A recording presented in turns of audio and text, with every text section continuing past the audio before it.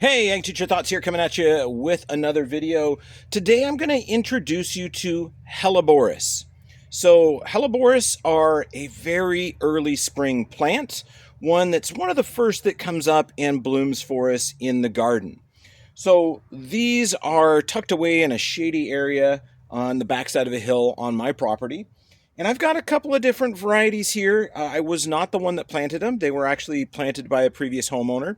But it's a plant I've always wanted and I always really liked because they're a little different. They're a little, well, they're interesting. And the plant nerd in me loves that part. So let me give you a close look at some of these Hellebore. So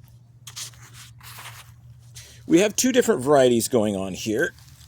Let's get some of this garbage out. That's why I'm here, is to get that cleaned up.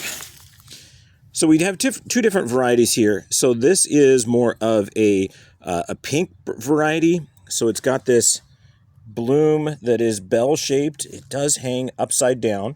So mainly when you're looking at hellebores, you're going to see the top side of the blossom, just like this.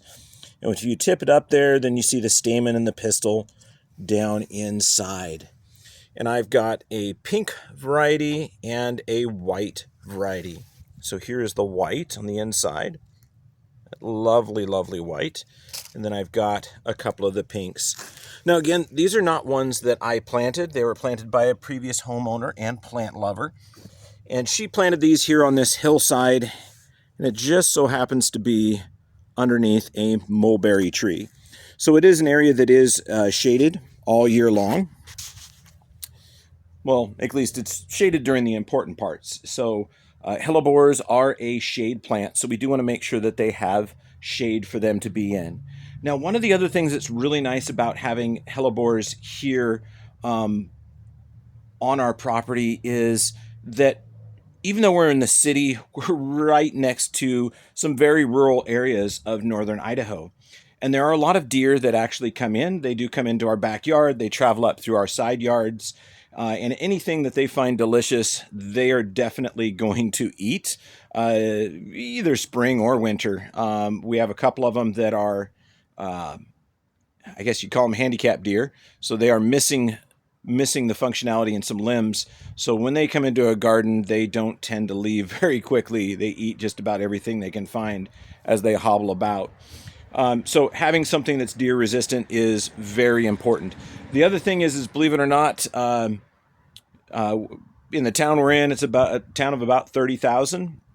A few years before we moved in, the homeowner of the adjacent house did say that she actually had elk in her backyard.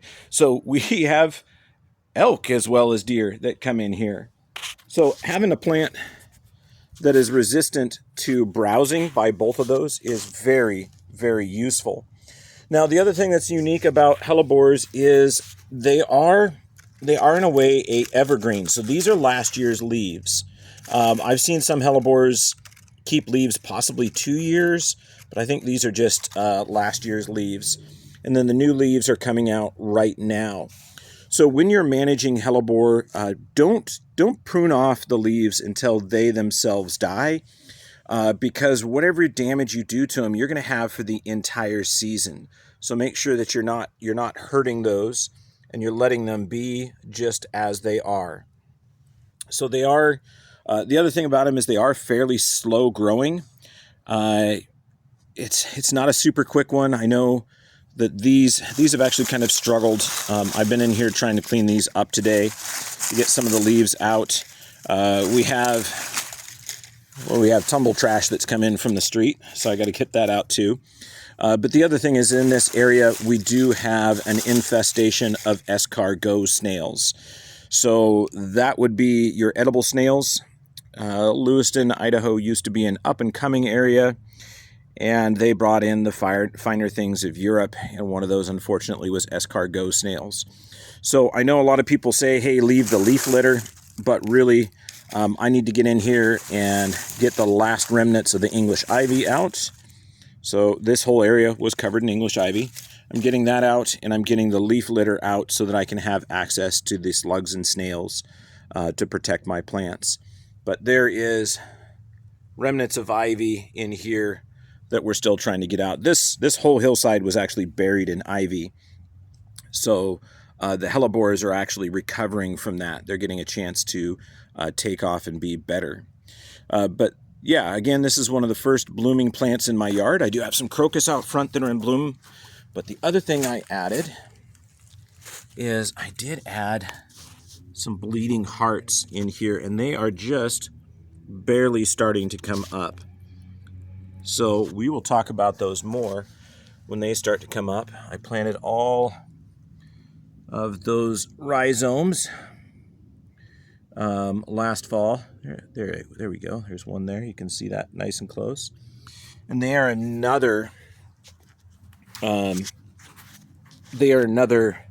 deer-resistant plant that provides flowers and color for me in the shade. So that is something else that I'm working on putting in here.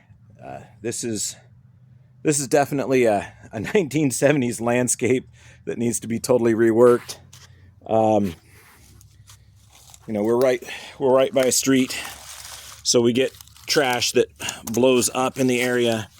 And then in the 1970s, they thought putting down red rock and black plastic was the way to do things. So we have been constantly going through our landscaping and removing all of that. But there's a lot of plastics in there that I've got to get rid of. And then the tumble trash.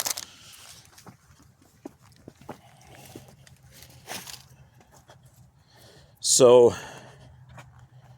when I say tumble trash, I do mean tumble trash. It does come in, and yes, we do even have tumbleweeds here. So get this guy out, get him thrown away.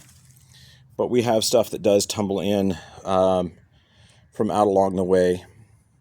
But anyway, I figured you might want to take a look at some hellebores and other early spring plants that we have going here in northern Idaho. And as always, I hope you learned something. Ag Teacher Thoughts out.